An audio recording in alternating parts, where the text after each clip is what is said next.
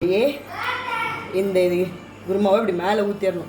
ஊற்றிட்டு கொஞ்சோண்டு வெங்காயம் இருக்குது பார்த்தீங்களா, அதை அப்படியே மேலால் போட்டு இந்த இட்லியை சாப்பிட்டா நீங்கள் 20 இட்லி கூட சாப்பிடுவீங்க, அவ்வளோ டேஸ்ட்டாக இருக்கும்.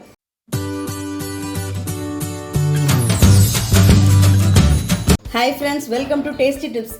இன்றைக்கி நம்ம என்ன பார்க்க போகிறோம்னா மட்டன் குழம்பு மாதிரியே நம்ம காளான் குழம்பு வைக்க போகிறாங்க. செம்ம டேஸ்ட்டாக இருக்கும். இதை நீங்கள் கண்டிப்பாக செஞ்சு பாருங்கள் ஃப்ரெண்ட்ஸ். வாங்க எப்படி செய்யணும்னு பார்த்துடலாம்.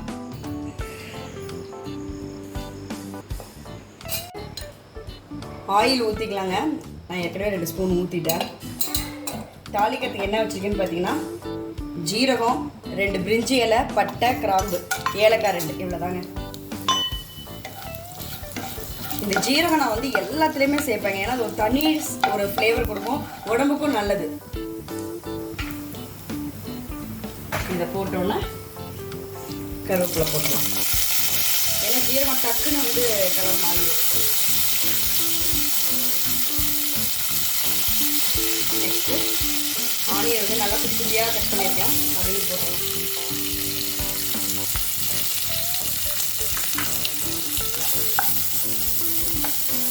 இது நல்லா வதங்கணும்னா இஞ்சி பூண்டு பேஸ்ட் சேர்க்கணும்.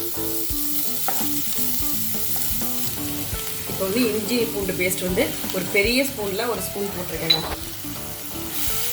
இது நல்லா வதங்கணும். மெயினான கான்செப்ட் என்ன தெரியுமா, எல்லாத்துக்குமே பேஸு நல்ல இஞ்சி பூண்டு வெங்காயம் வந்து பச்சை ஸ்மெல் இல்லாமல் வதங்கணும், அதுதாங்க மெயின்.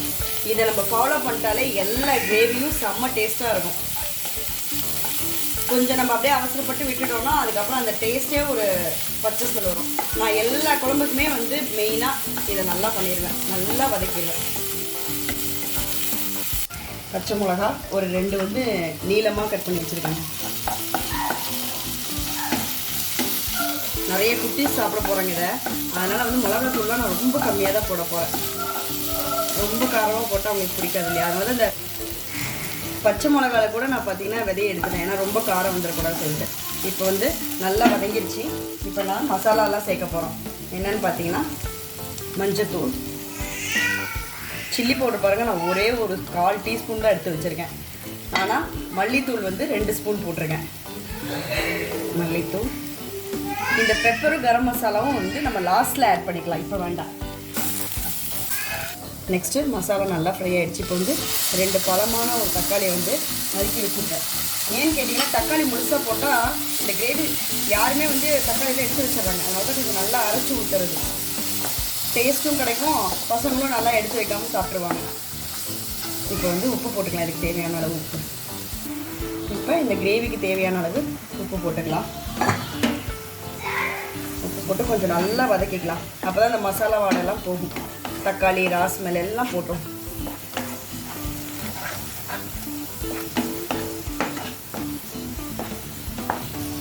இப்போ வந்து காளானை நம்ம போட்டுடலாங்க.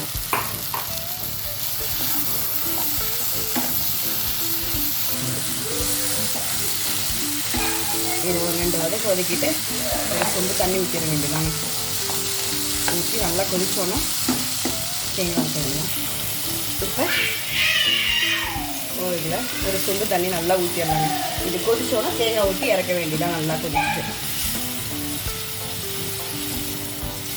இந்த டைமில் வந்து நம்ம உப்பு கரெக்டாக இருக்காங்கிறத பார்த்துக்கணும். நான் காளான்லாம் வெந்துச்சுன்னா குட்டியோண்டு ஆகிடும், அதனால தான் நான் வந்து என்ன பண்ணேன்னா பெருசாக போட்டிருக்கேன். கொதி வந்துடுச்சு. இப்போ வந்து நம்ம தேங்காய் ஊற்ற போகிறோம்.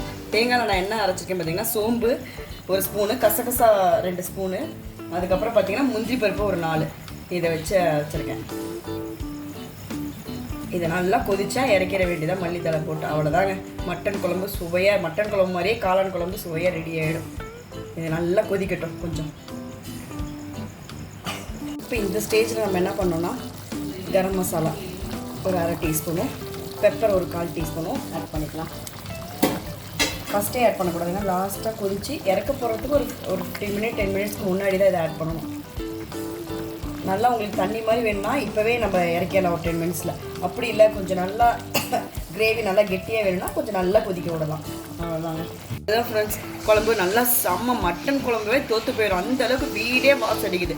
செம்ம டேஸ்ட்டாக ரெடி ஆகிடுச்சு. நான் வந்து ரொம்ப கெட்டியாகவும் வைக்கல, தண்ணியாகவும் வைக்கல, மீடியமாக வச்சுருக்கேன். இப்போ ஃபைனலாக நம்ம வந்து கொத்தமல்லியை போட்டு இறக்கிற வேண்டியதான். புதினா ஃப்ளேவர் பிடிக்குன்னா புதினா ஃப்ளேவர் நீங்கள் நல்லா கொஞ்சம் ஒரு கைப்பிடி புதினாவை போட்டு இறக்கிற வேண்டியதான். அவ்வளோதான், முடிஞ்சிச்சுங்க. நான் இப்போ வந்து ஆஃப் பண்ணிட்டேன். இவ்வளோதாங்க, செம்ம டேஸ்டியான காளான் குழம்பு ரெடி ஆகிடுச்சு.